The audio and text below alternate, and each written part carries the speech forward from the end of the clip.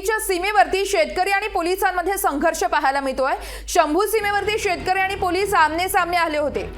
तर शेतकरी आंदोलनावरती तोडगा काढण्यासाठी आता सरकारचे प्रयत्न पाहायला मिळतात। केंद्र सरकार आज शेतकऱ्यांसोबत चर्चा करणार असल्याची देखील माहिती सध्या समोर येते।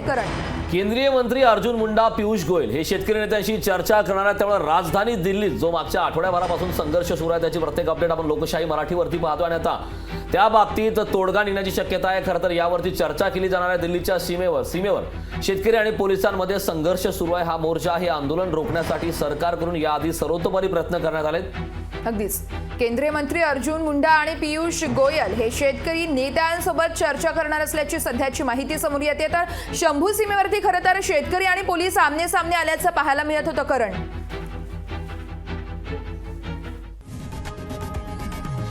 लोकशाही मराठी ऐका, पहा, जागरूक रहा।